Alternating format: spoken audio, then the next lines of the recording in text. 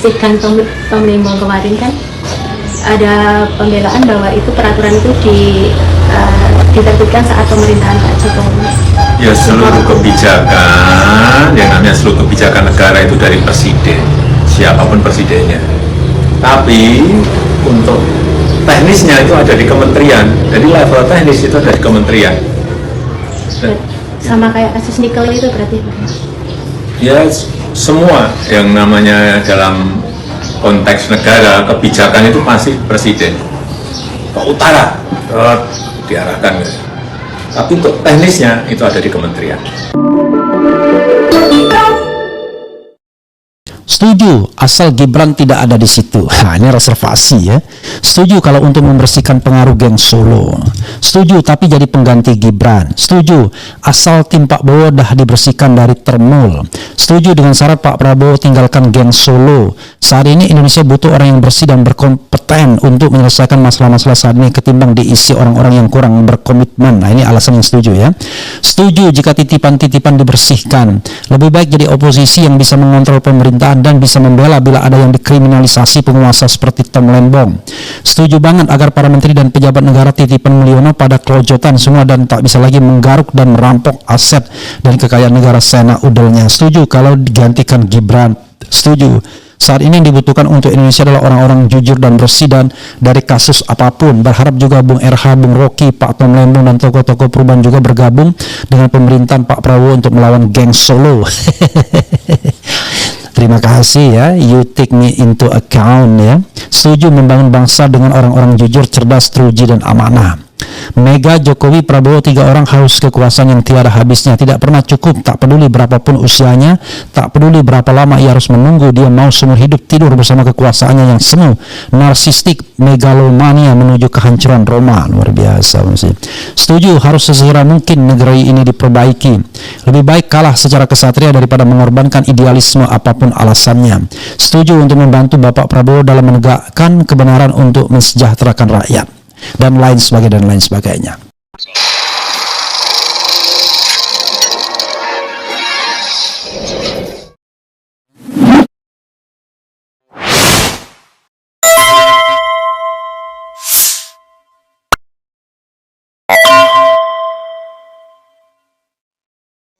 Kalau seandainya diajak oleh Prabowo Subianto bergabung ke kabinet, apakah Pak Anies Baswedan bersedia membuka diri, Pak Anies? Ya, saya rasa lebih bijak kalau saya merespon sesudah ada ajakan.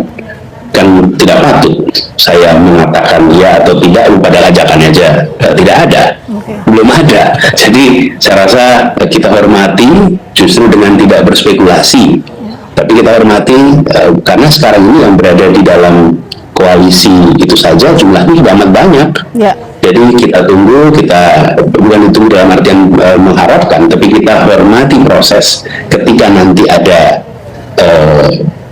pembicaraan, baru pada saat itu saya akan menyampaikan respon. Jadi itu saya rasa etikanya begitu. Oke. Masih menunggu ada ajakan atau tidak? Tapi kalau misalnya nanti ada ajakan, apakah akan menerima itu, Pak Anies? Ya, jangan berandai-andai, belum dengar gitu. Ya. Jadi saya sampaikan juga kepada semua bahwa saya tidak patut rasanya untuk memberikan jawaban atas pertanyaan yang bukan dari penanya gitu.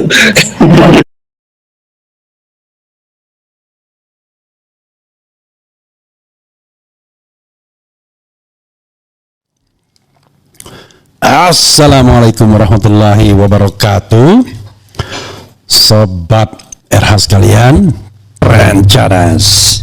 Ya, Sobat RH sekalian, ini ada yang terkait dengan Anies Baswedan ya. Sengaja saya mengambil tema ini, kelihatannya spekulasinya itu berkembang. Ada berita misalnya atau interview dari Syahganda Nenggolan yang mengatakan ya demi persatuan lebih baik Anies gabung ke kabinet begitu ya. Dan saya berusaha membuat polling dan baru kali ini pollingnya agak ketat walaupun marginnya masih berkisar ya 10% ada, tetapi lumayan ketat. Biasanya kan jomplang tuh. 90% dengan 10%. Saya sengaja bikinnya dua variabel saja biar tidak ada keraguan ya, black and white, or A or B gitu ya, A or B. Jadi langsung dia direct, nggak ada cukup dan lain sebagainya.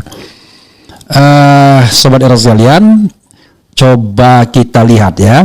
Tapi saya juga mendapat isu, namanya isu ya.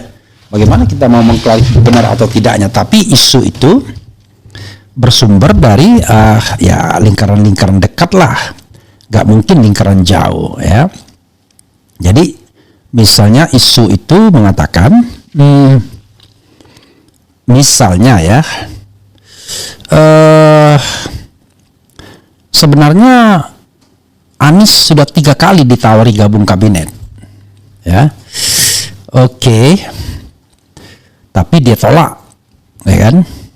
Nah, kita tidak tahu nanti, bahkan orang dari partai lain juga, saya nggak menyebut partainya biar tidak muncul spekulasi ya, karena orang dari partai bukan partainya, dia nanya, mengapa sih Anies nggak mau masuk, ya? Tapi orang lingkar dekat Anies mengatakan ya memang Anies tidak berkenan, tidak bersedia. Saya senang juga mendengarnya, senang dan tidak senang ya. Kenapa? Saya ingin mencoba menjadi politisi, sedikit politisi, jadi tidak berusaha black and white untuk orang lain. Kalau untuk saya harus black and white. Kalau saya mengatakan bahwa sampai 2029 saya tidak akan meminta atau menerima jabatan apapun, maka ya saya tidak bisa memperlakukan itu kepada orang lain ya. Kalau orang lain saya perlakukan sebagai sebuah analisis politik saja ya, termasuk kepada Anies Baswedan, apa positif negatifnya, karena kalau semua terserap ke pemerintahan nanti tidak ada lagi orang yang mau beroposisi ngomong apa adanya. Dan Prabowo termasuk orang yang kelihatannya termasuk ABS juga, asal bapak senang ya. Kesan saya begitu. Bagaimana misalnya Bahlil memuji-muji kalau kami bekerja tidak lagi kenal hari libur dan lain sebagainya dan lain sebagainya. Lalu sebaliknya Prabowo juga memuji-muji anak buahnya dan lain sebagainya ya. Pujian itu kan baru pantas diberikan kalau Anda sudah accomplish your mission. Kalau cuma sekedar baru gerak-gerak sana, gerak sini sudah dipuji setinggi langit, apa dampaknya bagi masyarakat, kan begitu. Jadi saya pagi tadi membuat pollingnya itu untuk sementara ya, agak ketat. Ini menunjukkan bahwa sebagian pendukung Anies menginginkan Anies gabung sesungguhnya. Jadi di sini ditulis, jika ditawari apakah Anda setuju Anies Baswedan gabung dengan pemerintahan Prabowo? Saya bilang if ya, jika ditawari. Tetapi isu yang saya dapatkan ya sudah ditawari 3 kali bahkan. A setuju ya 43%, tidak setuju 57%, tipis kan? Marginnya ya cuma 14% saja. Nah ini menunjukkan bahwa ada kegalauan di antara pemirsa RH Channel ini yang barangkali termasuk juga anak-anak abah di sini ya, ada di sini. Jadi pemicunya salah satunya adalah pemicunya adalah Syahganda Nainggolan. Dia mengatakan begini, coba kita bacakan dari suara.com ya. Demi persatuan bangsa, Anies Baswedan didesak terima tawaran masuk kabinet Prabowo. Suara.com, sinyal rekonsiliasi nasional pasca Pilpres 2024 semakin berembus kencang. Kali ini sorotan tajam mengarah pada sosok Anies Baswedan yang secara terbuka didesak untuk mempertimbangkan bergabung dengan pemerintahan Presiden terpilih Prabowo Subianto. Dorongan ini datang dari pengamat politik sekaligus Ketua Dewan Direktur Great Institute, Syahganda Nainggolan. Dalam analisisnya di podcast Forum Keadilan TV, Syahganda menyarankan agar Anies yang merupakan rival Prabowo mengesampingkan perbedaan politik demi tujuan yang lebih besar. Menurutnya, jika tawaran untuk masuk kabinet datang, Anies sebaiknya mengambil langkah tersebut demi menjaga keutuhan bangsa. Anies Baswedan sebaiknya menerima tawaran masuk kabinet jika ada, dengan alasan utama demi persatuan bangsa, tegas Syahganda. Pernyataan ini bukan sekedar wacana, melainkan sebuah pandangan strategis yang menggarisbawahi ambisi pemerintahan Prabowo untuk membangun fondasi yang kuat dan inklusif Merangkul Anies yang merepresentasikan suara perubahan dan memiliki basis pendukung signifikan dianggap sebagai langkah krusial untuk menciptakan stabilitas politik jangka panjang. Ajakan langkah politik menuju koalisi raksasa, tanda tanya. Ajakan agar Anies merapat ini sejalan dengan manuver politik Prabowo yang belakangan gencar melakukan konsolidasi dengan berbagai kekuatan politik. Wacana ini memperkuat dugaan bahwa Prabowo berupaya membentuk sebuah kabinet persatuan atau koalisi raksasa yang merangkum semua elemen. Langkah ini bisa menjadi cerminan dari upaya Prabowo untuk membuktikan kepemimpinannya yang mampu menyatukan bukan memecah belah. Bukan begitu caranya. Dengan menggandeng Anies, Prabowo tidak hanya akan memperkuat legitimasinya tetapi juga meminimalisir potensi oposisi yang keras di parlemen maupun di tengah masyarakat. Analisis Syahganda juga menempatkan PDI Perjuangan PDIP dalam skema yang sama. Ia bahkan menyebut masuknya PDIP ke dalam kabinet Prabowo adalah sebuah keniscayaan yang wajar, menyusul berbagai sinyal positif yang telah terbangun. Jika Anies dan PDIP benar-benar bergabung, maka kabinet Prabowo akan menjadi cerminan koalisi super besar yang belum pernah terjadi sebelumnya, menggabungkan kekuatan pemenang pemilu dengan rival-rival utamanya. Sementara dilema Anies antara idealisme perubahan dan pragmatisme persatuan.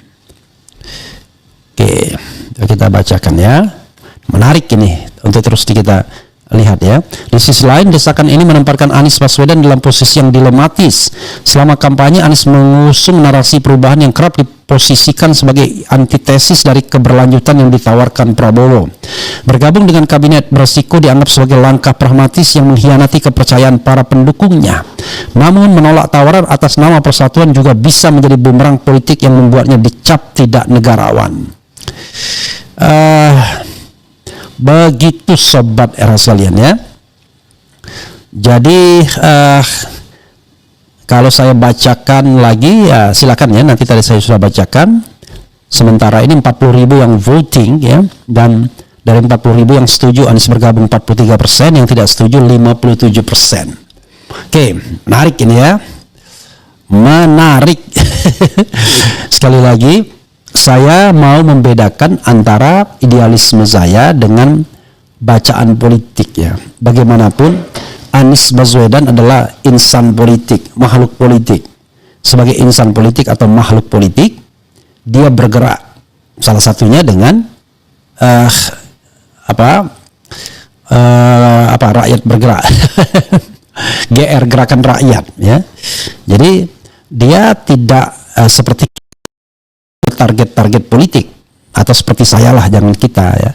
Saya bukan orang yang punya target-target politik kekuasaan karena menyadari bahwa it is not my type. Tapi Anies pasti berbeda, baik karena dorongan dari dalam maupun dorongan dari luar.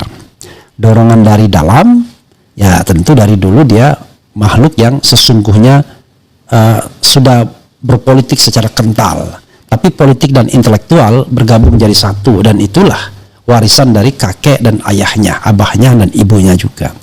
Jadi kakeknya adalah seorang politisi, mendirikan partai Arab kalau tidak salah, anggota BPUPKI, menurunkan seorang anak yang menjadi pengajar di Universitas Islam Indonesia dan beristrikan seorang profesor. Nah, itu menunjukkan bahwa di dalam diri Anies itu ada dua darah, darah politik, darah pejuang, dan darah intelektual academician. Jadi berpolitiknya politik nilai kelihatannya. Pengertian politik nilai itu begini, tidak H3 ya, pokoknya halal, haram, hantam, hajar gitu ya, enggak begitu H4, tetapi lebih memilih ya, lebih memilih dari tindakan-tindakan politik yang diambil. Beda sama orang yang sangat pragmatis, enggak peduli dia. Pokoknya siapa yang berkuasa dia ikut.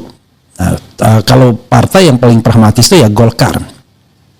Ada yang mengatakan ya Golkar itu katanya ibarat barang bisa dipakai oleh siapa aja. Nah, sekarang dipakai oleh Bahlil dan kawan-kawan, besok entah dipakai oleh siapa saja. Karena itu partai ini tidak ada ideologinya. Partai ini adalah partai yang kanan kiri oke ya, berada di paling tengah. Ke kanan iya, ke kiri iya. Walaupun dalam spektrum politik tidak ada yang tengah betul ya.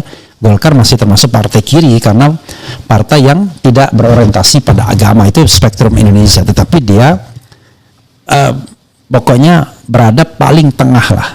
Jadi kalau misalnya tengah di kiri itu ada spektrum tengahnya, ya itulah Golkar. Kalau karena dia bukan partai berbasis agama ya. Jadi baik agama sebagai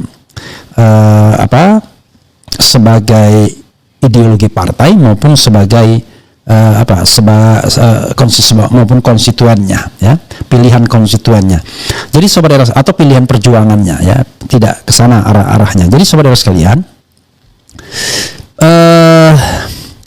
saya misalnya mengatakan begini, barangkali kalau ada perubahan saya mempertimbangkan. Sok sekali. Karena itu adalah don't think about me ya. I am an ordinary people thinking about Anies. Ya. Anies is an extraordinary people. Jadi jangan berpikir tentang saya. Nah, menurut saya hal yang bisa membuat Anies berubah, menurut saya ada dua hal. Ya, pertama, jabatan menteri yang diberikan itu jabatan yang tidak terlalu bersinggungan dengan masalah dalam negeri. Tapi apakah dia mau, misalnya menjadi menteri luar negeri? Masa menteri luar negeri kita Sugiono yang udah nggak jelas ya, nggak jelas bahasanya, nggak jelas karir diplomasinya dan lain sebagainya, nggak jelas kemampuannya, terkesan malah mengekor saja. Prabowo pergi kemana dia pergi ikut ya kan, sama Teddy ya, rontang-runtung bertiga berempat sama menteri sekretaris negara. Itulah yang namanya presiden man gitu ya, presiden min gitu, menteri sekretaris negara. Teddy, kemudian Sugiono ya, itu menurut saya masih under qualification lah untuk menjadi menteri luar negeri. Nah, kalau Anies ditaruh di pos itu, barangkali dia pertimbangkan karena pos itu pos yang tidak terlalu bersinggungan dengan politik dalam negeri, dengan sehari-hari orang yang ada dalam kabinet, yang memungkinkan Anies barangkali akan terasing di sana. Jadi saudara sekalian, mereka ini menjadikan Anies itu sebagai musuh dalam tanda kutip orang-orang Jokowi terutama. Kenapa? Ya karena Anies punya kualitas, muda dan berkualitas. Mereka tidak terlalu khawatir sama Ganjar ya. Ganjar tidak sekuat Anies ya. Anies itu berpolitik secara independen, bukan karena ditunggangi atau menunggangi partai besar ya. Tetapi dia berpolitik secara independen dan bahkan mampu melakukan gerakan sendiri. Nah, itu jarang. Di Indonesia ini belum ada. Mereka yang sekarang ini ya berpolitik tanpa partai politik, tetapi kemudian mendapatkan atau didukung oleh kekuatan yang besar. Habib Rizik mungkin iya, tetapi Habib Rizik bukan orang yang day to day beraktivitas dalam politik. Beda sama Anies. Ya, Anies menunjukkan intentionnya, menunjukkan keinginannya untuk terus berada pada orbit politik kan. Beda sama Habib Rizik. Habib Rizik barangkali gerakan moral tanpa target untuk 2029 dan lain sebagainya. Maksudnya target pribadi ya. Kalau target mendukung orang, it could be possible. Jadi sobat era sekalian, ini yang bisa. Kedua, yang bisa juga tentu saja ini agak, kalau itu tawaran kecil. Nah, tawaran besar adalah become the vice president, replacing Gibran Raka Buming Raka if Gibran is impeached by the MPR. Ya, the People General Assembly. Apakah mungkin? Bisa jadi, walaupun tentu ini tidak mudah, karena kalau katakanlah ya Gibran impeach by the MPR, maka tentu ini harus menjadi paket tukar tambah dari kekuatan-kekuatan politik yang ada. Hanya memang kekuatan politik yang ada tidak memiliki bargaining position yang kuat. Let's say Bahlil misalnya, nggak mungkin lah Bahlil menggugat Prabowo untuk minta untuk to become a vice president, even ya, he is the chairman of Golkar Party, tapi rasanya nggak kesana lah. Apalagi misalnya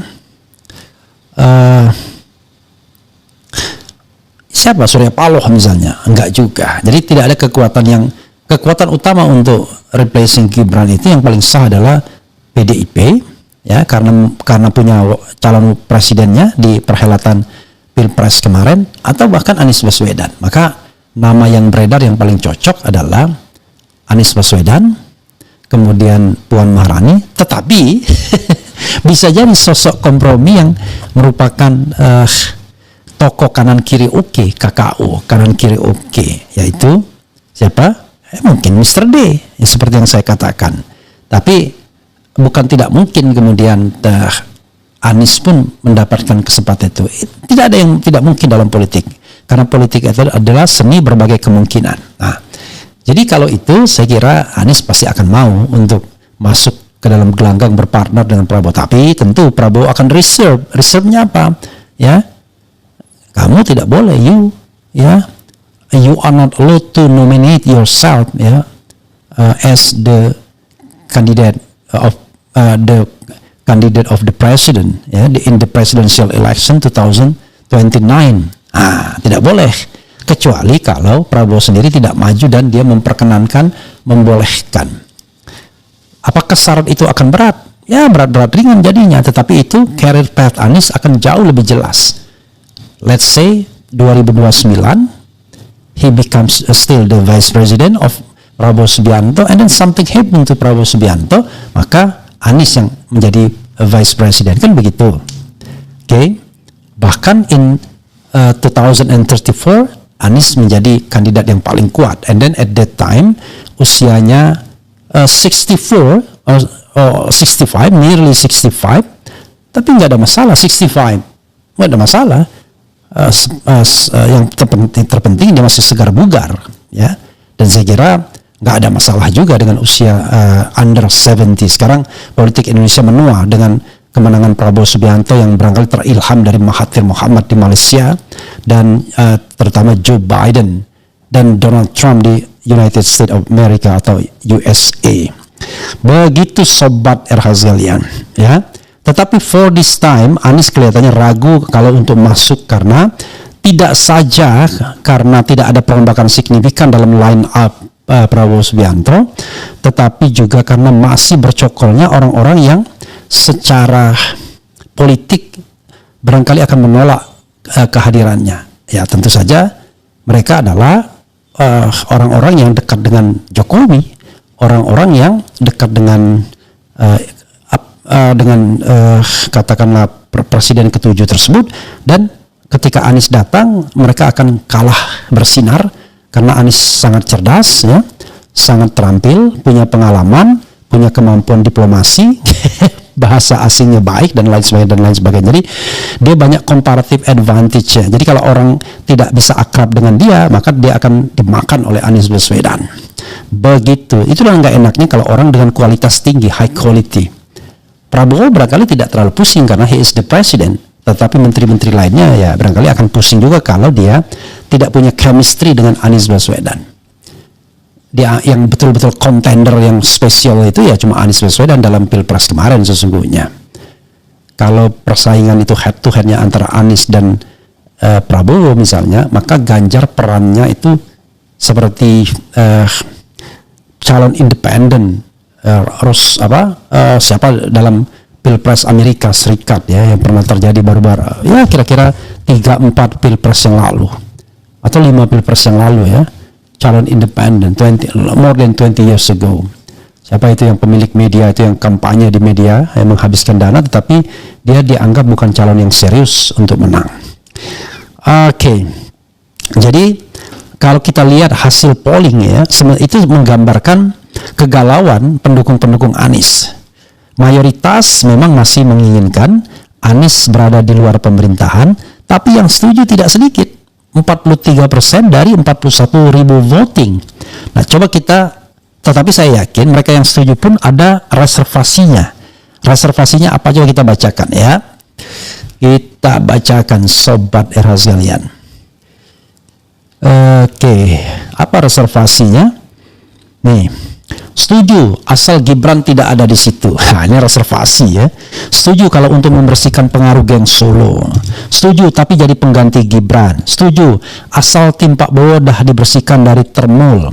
Setuju dengan syarat Pak Prabowo tinggalkan geng Solo. Saat ini Indonesia butuh orang yang bersih dan berkompeten untuk menyelesaikan masalah-masalah saat ini ketimbang diisi orang-orang yang kurang berkomitmen. Nah, ini alasan yang setuju ya. Setuju jika titipan-titipan dibersihkan. Lebih baik jadi oposisi yang bisa mengontrol pemerintahan dan bisa membela bila ada yang dikriminalisasi penguasa seperti Tom Lembong. Setuju banget agar para menteri dan pejabat negara titipan Mulyono pada kelojotan semua dan tak bisa lagi menggaruk dan merampok aset dan kekayaan negara sena udelnya. Setuju kalau digantikan Gibran.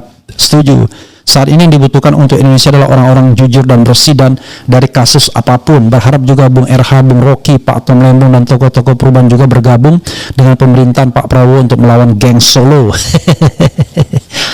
Terima kasih ya, you take me into account ya. Setuju membangun bangsa dengan orang-orang jujur, cerdas, teruji dan amanah. Mega, Jokowi, Prabowo, 3 orang haus kekuasaan yang tiada habisnya, tidak pernah cukup, tak peduli berapapun usianya, tak peduli berapa lama ia harus menunggu, dia mau seumur hidup tidur bersama kekuasaannya yang semu, narsistik, megalomania menuju kehancuran Roma. Luar biasa masih. Setuju, harus sesegera mungkin negeri ini diperbaiki. Lebih baik kalah secara kesatria daripada mengorbankan idealisme apapun alasannya. Setuju untuk membantu Bapak Prabowo dalam menegakkan kebenaran untuk mensejahterakan rakyat. Dan lain sebagainya. Maka saya kemudian memberikan sebuah prioritas ya. Prioritasnya begini. Prioritas yang paling atas adalah prioritas non negotiable. Artinya Anies tetap stay sebagai oposisi. Tapi sobat Eros sekalian, ini tidak menjamin karir politiknya. Kasihan Anies, terus terang saja. Makanya saya kejam terhadap diri saya sendiri boleh, tapi tidak boleh kejam terhadap orang yang punya karir politik sesungguhnya. Bayangkan kalau Anies tidak ada di dalam kekuasaan pemerintahan, maka dia akan hilang dalam 4 tahun ini, doing nothing dalam pengertian berkarya yang memang punya kekuasaan yang real, punya anggaran dan lain sebagainya, punya budget dan lain sebagainya. Dia akan hilang. Padahal betapa berkualitasnya dia, apalagi kualitas intelektual dia sudah dilengkapi dengan kualitas teknis pengalaman sebagai gubernur DKI. Oh, cuma gubernur DKI? No. Gubernur DKI itu 5 tahun menjadi gubernur DKI itu jauh lebih keren dibandingkan 1 periode jadi menteri. Karena yang namanya gubernur itu mengurusi orang sejak dia lahir sampai mati. Hanya bedanya teritorialnya saja terbatas, tapi kewenangannya seperti kewenangan seorang presiden dengan teritorial terbatas sebesar provinsi. Tapi jangan lupa, DKI itu 10 juta penduduknya. Berapa ya? 10 juta apa enggak? Ya nanti cek coba penduduk DKI berapa. Itu yang berKTP DKI, belum lagi orang yang melaju dari Bogor, Bekasi, Depok yang kerjanya di DKI. Jadi tidak mudah memimpin ibu kota dengan segala kompleksitasnya, dan Anies to some extent dianggap berhasil ya dalam membangun DKI, dalam memimpin DKI lah. Oke. Itu ya non negotiable. Tapi yang paling, kalau dia mau bernegosiasi, maka high call-nya adalah becoming the vice president, replacing Gibran Rakabuming Raka if he is impeached by the MPR ya, the People Consultative Assembly ya, People Consultative Assembly ya. Nah, kalau dia di impeach, maka itu tawaran paling besar. Kalau tidak, turun sedikit ya. Turunnya apa? Turunnya adalah misalnya mendapatkan portofolio kementerian yang ya barangkali membuat dia jauh lebih berharga. Misalnya become the foreign minister, jadi menteri luar negeri misalnya. Walaupun resikonya kalau dia menteri luar negeri, dia lebih banyak mengurusin hal-hal di luar, sementara politik dalam negerinya akan terhambat. Tapi enggak juga.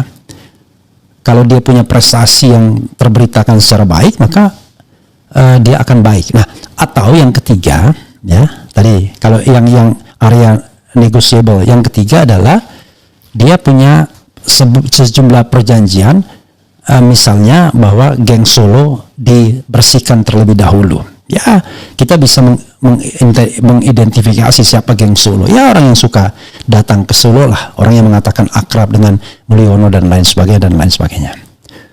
Apakah seberharga itu Anies Baswedan? Bergantung cara melihatnya.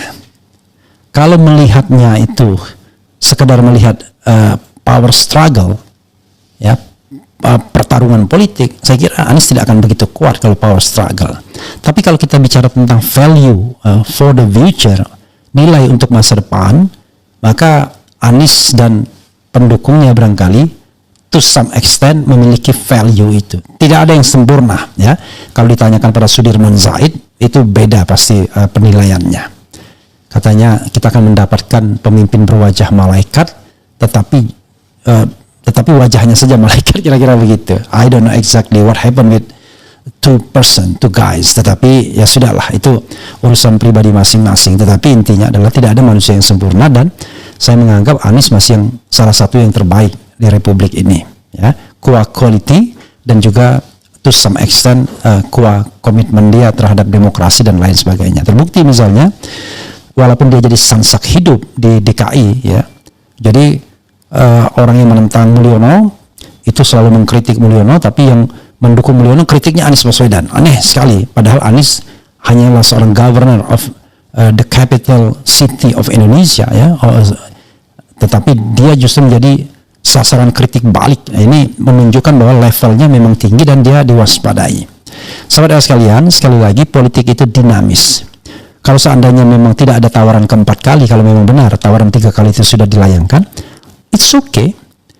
Orang dengan idealisme dan kapasitas tertentu itu nggak pernah sedih, nggak menjabat. Kalian pikir senang dengan jabatan itu? Orang seperti saya malah lebih suka menjadi orang bebas, karena jadi ada hal kecil, ya, yang saya mau spill. Kenapa saya berhenti dari staf khusus Pratikno hanya 4 bulan? Satu saja, tidak bebas, itu aja. Kenapa saya bertahan sebagai komisaris bisa 5 tahun? Kenapa? Karena saya bebas. I am the boss. I was the boss at the time, ya kan? Bahkan I ask Bu Rini, if you feel that I was trouble guy, you just fire me, pecat saya. Oh enggak. Malah saya begitu. Jadi saya nggak khawatir. Saya tidak khawatir dengan siapapun. Karena saya tidak meminta jabatan itu diberikan, dan itu pun saya harus berkonsultasi dengan teman-teman apakah terima atau tidak. Dan no regret, tidak ada penyesalan untuk menerimanya. Why? Karena saya belajar banyak di situ, dan alhamdulillah melampaui 5 tahun tanpa korupsi sedikit pun. Kan begitu yang paling penting. Nggak pernah kita ambil uang di luar honor yang tidak disediakan oleh perusahaan misalnya, atau main-main terima suap sogokan dari rekanan dan lain-lain. No way, ya. Bahkan ada direksi yang pernah mau ngasih sesuatu, saya juga tolak gitu. Jadi saudara sekalian, itu yang bisa kita share gitu, ya. Nah, mudah-mudahan for this time, kalau tidak ada perubahan yang signifikan dalam politik Indonesia, ya jangan masuk, Anies. Kecuali tadi ada perubahan. Perubahannya dua saja, Gibran impeach, ya, Gibran is impeach, atau kemudian pro Jokowi itu ditendang dari kabinet sebagaimana tuntutan Purnaweran TNI, atau dua-duanya lebih bagus lagi, ya. Salah satunya bagus, dua-duanya lebih bagus. Tapi sekali lagi, saudara sekalian, dalam politik itu who you are. Siapa Anda? Ya, Anda, Anies tidak datang dengan power, ya, apalagi dia mau ngajak power struggle, tapi dia datang dengan value. Nah, karena value itulah dia masih tetap dianggap penting. Begitu. Karena kalau tidak ada value lagi, begitu kontestasi berakhir pula, ya. Misalnya value dia, ya, hanya karena dia dinominasikan partai politik atau ditunggangi partai, selesai.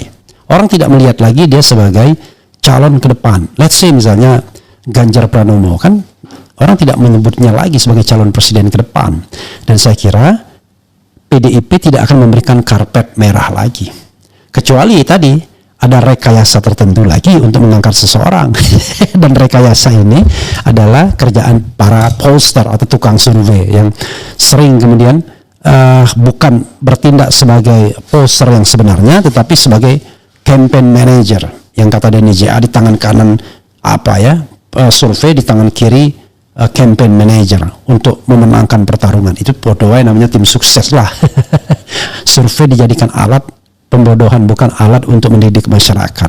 Begitu sobat RH sekalian, ya. Saya bacakan komentar sedikit dari sobat RH di filmnya, ya, di videonya, karena saya belum membacakan di videonya. Anda bisa setuju, bisa tidak, ya, namanya pendapat. Saya pun harus mengakui pendapat ini kadang-kadang bisa saja berubah, namanya seorang akademisi itu bisa berubah, yang penting tidak apa istilahnya, tidak bohong ya. Dan apa yang saya sampaikan ini sama sekali tidak ada pesanan dari Anies Baswedan. Saya bukan orang yang bicara mengenai soal kekuasaan dengan Anies ya. Ketika dia mau mendukung katakanlah Pramono Anung dan Pramono Anung dan Rano Karno, saya berdampingan dulu dan dia dengan sopan mengatakan bahwa saya memutuskan untuk mendukung Pramono Rano tanpa kemudian berniat untuk mengajak saya, Anda juga harus dukung, enggak. Dan ketika saya tidak mendukung, ya itu dia nggak ada masalah, karena dia tahu lah orang seperti saya, orang yang berpikirnya independen. Saya menghargai Anies karena persahabatan, bukan karena dia calon presiden saya atau calon pemimpin saya. Itu saja soalnya ya. Oke. Coba kita bacakan komentar sobat era sekalian. Jangan bersedih termul, RH mimpi ya, janganlah kalau ngayal dibawa ke opini dan disebar melalui podcast. Membodohi orang dan embel-embel kepakaran adalah dosa besar. Itu namanya menyesatkan orang lain dengan hayalanmu. Alhamdulillah ya, saya tidak perlu membantah. PD amat menganggap Pak Prabowo nawarin Anies jadi wakilnya. Wakakak pendongeng ulung. Saya tidak mengatakan menawari sebagai wakil, tapi menawari masuk kabinet, itu yang saya dengar ya. Kalau soal wakil itu soal turbulensi politik yang nanti kemudian nggak tahu kita. Siapa tahu tiba-tiba wakil presidennya Teddy. Kan terserah Prabowo at that time. Kalau Gibran saja bisa jadi wakil presiden, apalagi Teddy. Kan Teddy tentu lebih berkualitas dibandingkan Gibran, ya kan. Kemudian jika Anies cerdas, dia akan mau masuk pemerintahan. Kecerdasan Anies akan semakin terlihat ketika masuk pemerintahan, karena pemimpin yang baik memiliki pengalaman, bukan sekadar jadi oposisi. That's salah satu alasan ya yang tidak berlaku buat RH, karena RH tidak ingin berpikir untuk menjadi pemimpin puncak. Kemajuan mustahil didapatkan dengan cara-cara yang haram. Nah, ini beda lagi. Makanya saya tidak mau bergabung kalaupun ditawari, tapi sekali lagi, who am I? Siapa saya? Kan itu ya udahlah, biarkanlah saya menjadi orang bebas menyampaikan kritik dan lain sebagainya ya. RH aja nggak mau gabung, apalagi Anies. Beda ya. Keinginan saya untuk tidak gabung itu pasti lebih kuat dibandingkan Anies. Kenapa? Karena saya tidak punya perhitungan apapun. Saya tidak punya gerbong. I'm nobody. Beda sama Anies, dia harus menghitung betul bagaimana kemauan konstituen dia dikaitkan dengan keinginan dirinya. Harus relate. Kalau nggak relate itu susah. Nah, for this time ternyata ya mayoritas masih menginginkan dia di luar. Cuma yang setuju itu udah banyak, sampai 43%. Itu bukan angka yang sedikit. Gitu sahabat era sekalian ya. Jadi disinilah polling RH yang membuat kelihatannya angkanya hampir berimbang ya. Kemudian setuju banget, asal syarat dan ketentuan berisku untuk tidak berada dalam tekanan dan tetap seperti Abah yang dikenal selama ini, dan tidak ada ketentuan untuk tidak ikut kontestan Pilpres 2029 ya. Prabowo juga bukan orang bodoh. Dalam politik itu tentu harus ada yang namanya tawar-menawar, dan semakin daya tawar Anda lemah, maka semakin kecil yang bisa Anda dapatkan. Karena itu untuk daya tawar Anies gede, ya pasukan di belakangnya harus tetap solid, loyal, dan kuat. Begitu. Masuk ke dalam sistem yang belum berubah justru bisa menjebaknya. Tidak punya pengaruh yang kuat, malah ikut menanggung beban dari kebijakan atau skandal masa lalu. That's why I said, posisinya apa dulu? Kalau Menteri Luar Negeri kan beda, ya. Menteri Luar Negeri bisa dikatakan seperti presiden saja, tetapi untuk urusan luar negeri. Apalagi kalau seandainya orang-orang termul dikeluarkan dari kabinet, ya bisa diharapkan ada kohesivitas yang baru, ada semangat anti KKN yang baru, kan begitu. Stop KKN, setuju. Pak RH with or without jabatan, no problem for Mr. Anies Baswedan. Ya,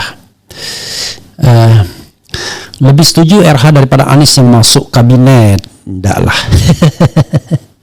Like I said, I'm nobody. Karena begini, ya, kalau saya di luar, saya bisa ngomong apa aja. Anies tidak bisa ngomong apa aja. Dia harus ngomong melalui orang lain. Kenapa? karena dia nakoda kapal besar, ya kapal setengah besar lah, ya kan, kapal besarnya right now Prabowo, tapi dia kapal yang juga berlayar di laut besar, di laut bebas, bukan perairan sungai atau perairan selat, tetapi di samudra, ya di samudra Indonesia. Karena itu orang seperti Anies pasti tidak boleh sembarangan bikin statementnya harus terukur. Beda sama RH, statementnya kadang-kadang di tepi jurang dan kadang-kadang punya potensi untuk dikriminalisasi kalau negaranya masih demokrasinya sontoloyo. Ya, saya dengar interview Menteri HAM, coba lihat mana aktivis yang ditangkap pada era Prabowo. Saya berharap memang tidak akan pernah terjadi, dan situlah pujian saya sebesar salut kepada Prabowo kalau seandainya tidak pernah memenjarakan aktivis, apalagi orang yang memperjuangkan haknya untuk berpendapat baik secara lisan dan tulisan. Saya sih sebenarnya nggak suka ya somasi dan lain sebagainya. Ya teman-teman janganlah menggunakan cara yang sama. Masa Jokowi bilang ada orang besar di balik isu ijazah palsu langsung disomasi, lalu mau digugat dan lain sebagainya. Nggak usah lah, jangan terlalu berlebihan lah. Kenapa? Kita hargai demokrasi, ya kan? Kita konsentrasi saja pada perjuangan untuk membuktikan ijazah itu baik atau tidak. Nggak usah yang lain-lain. Kalau misalnya dibantah boleh, tapi disomasi terlalu berlebihan lah. Ini kan gaya berpikir orang hukum, sebentar polisi, sebentar polisi. Ini kan somasi maksudnya kalau tidak benar akan dilaporkan ke polisi kan, nggak ada gunanya juga. Tetapi kalau somasi itu sifatnya somasi politik ya bolehlah ya, istilahnya somasi, tetapi nggak ada konsekuensi juga. Oke, Muhammad Yahdi ya, Pak Anies lebih baik di luar pemerintahan agar ilmu pengetahuannya lebih bermanfaat. Ingat Pak Mahfud MD berkata, malaikat pun akan jadi iblis jika masuk dalam lingkaran kekuasaan. Yaitu kalau dia tidak aware. Ya, orang seperti Pak Mahfud, kritik saya terbesar adalah tergantung tuannya. Ya, dia menggonggong ketika menjadi menjadi Menko Polhukam. Dia menjadi penggonggong menggonggong orang yang mengkritik tuannya Jokowi. Tapi begitu di luar pemerintah dia menggonggong juga, tapi tuannya adalah civil society. Jadi kadang-kadang saya lihat kok 180 derajat berbeda banget. Karakternya remains the same, belak-belakan apa adanya, tetapi pembelaannya tergantung posisinya di mana. Ya kan? Nah, itu yang jadi masalah yang menurut saya, yang kemudian saya pikir waduh, tidak. Jadi gini, ada orang yang pembelaannya kepada civil society itu sangat kuat dimanapun dia berada. Tapi memang kalau dia frankly speaking atau speak loudly ya, defending civil society, bisa jadi kemudian tuannya, presidennya tidak senang. Saya lihat Prabowo jenis orang yang suka dipuji juga, suka ABS asal bapak senang. Makanya kadang-kadang pujian-pujian menterinya pada bullshit kan, ketika melaporkan kepada Prabowo Subianto dan lain sebagainya. Ya paling bullshit itu Bahlil ketika mengatakan menteri kami ini sudah lupa hari jam kerja dan lain sebagainya. Adalah ya, itu bullshit saya kira ya. Kalau lupa hari kerja dan lain sebagainya, aktivis juga begitu. Itulah mentalitas aktivis. Anda lihat saya nggak kenal jam kerja, terus saja beraktivitas kan. Sampai-sampai kadang-kadang istri pun protes, tetapi padahal tidak ada yang gaji, ya, datang keluar kadang-kadang ya tidak ada, pakai ongkos sendiri dan lain sebagainya. Bayangkan kita saja yang di society itu nggak kenal hari kerja, apalagi yang digaji dan menikmati fasilitas negara. Jadi jangan terlalu lebay lah, jangan terlalu lebay. Biasa aja kalau orang bekerja tidak mengenal hari kerja itu ya, mengenal hari libur maksud saya. Begitu sobat RH sekalian ya. Kemudian waktu jadi gubernur Jakarta presidennya siapa ya? Tom sebagai orang dekatnya dikriminalisasi siapa ya? Apa menurutnya ini? Kemudian Bang mau tanya nih, 2029 menurut Abang Pak Anies harus maju lagi nggak nyapres? Ini this is the last answer ya, from the audience, from sobat RH sekalian. I would like to answer the question. Saya mengatakan kalau governance pemilu kayak begini nggak usah ada pemilu. Sudah langsung aja dilantik Prabowo Subianto. Jadi saudara sekalian, kalau pemilunya tetap seperti sekarang ini, di mana state aparatus bisa digerakkan, state facilities bisa digunakan, kemudian tidak ada yang namanya a fair election, nggak ada gunanya. maka pilpres itu siapa yang bisa memegang kendali atas kendali state aparatus baik sipil maupun militer, maka dialah yang akan memenangkan pemilu. Nggak ada gunanya pemilu seperti itu, pilpres seperti itu. Justru ini kesadaran bagi TNI dan Polri untuk tidak terlibat TNI, Polri dan BIN, ya. Saya terpaksa mention that karena banyak sekali bukti-bukti keterlibatan mereka dalam pilpres kemarin, kan. Saya mengatakan bahwa ya selama mereka tidak netral dalam politik, maka politik kita seperti ini, nggak ada gunanya. Pilpres itu cuma sekedar instrumen saja. Lama-lama kayak orde baru, pura-pura ada pemilu, padahal pemenangnya sudah akan ditentukan bukan dari pemilihan, tetapi dari sebuah kekuatan-kekuatan yang bisa menentukan angka. Itu masalahnya. Nah, saya berharap, kan saya selalu mengatakan, walaupun pemimpin itu berasal dari comberan pemilu, bahkan dalam bahasa saya haram hukumnya punya pemimpin seperti itu. Tapi sudahlah, kan kita nggak boleh stuck. Ini kan urusan separuhnya dunia, tidak hanya akhirat. Jadi untuk urusan dunianya, mudah-mudahan Prabowo Subianto berkenan memperbaiki governance pemilu. Nah, saya mau ikut tuh kalau memperbaiki governance pemilu. Bagaimana mencegah pemilu agar tidak ada money politics?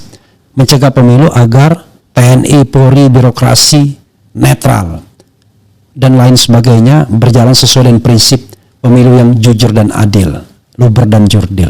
Itu kan yang ingin kita dambakan. Nah, kalau itu yang didambakan, maka kompetisi politik itu akan lebih genuine hasilnya. Kalau sekarang dan tidak ada perubahan yang signifikan, atau bahkan Prabowo berkepentingan untuk mempertahankan struktur pemilu seperti ini, ya kan, bisa mempengaruhi KPU, bisa mengancam Bawaslu dan lain sebagainya, maka nggak akan ada pemilu yang demokratis. Maka saya katakan, udah nggak usah pemilihan lah. Makanya itu juga yang membuat saya punya pertimbangan, Anies nggak akan kuat melawan kalau struktur fundamental berpemilunya tidak diperbaiki. Tapi kalau Anies mau menang dengan cara curang juga, maka saya tidak akan mendukung lagi. Ngapain kita? Artinya Anda sama dia atau orang lain sama aja. Menanglah dengan cara yang baik. Tapi apakah bisa dengan cara yang baik kalau tidak direformasi governance pemilu kita? Itu soalnya. Oke, saudara sekalian, mudah-mudahan ini bermanfaat ya. Panjang juga pembicaraan kita, tidak terasa almost 50 minutes. Wassalamualaikum warahmatullahi wabarakatuh. Keren, cerdas. Yeah.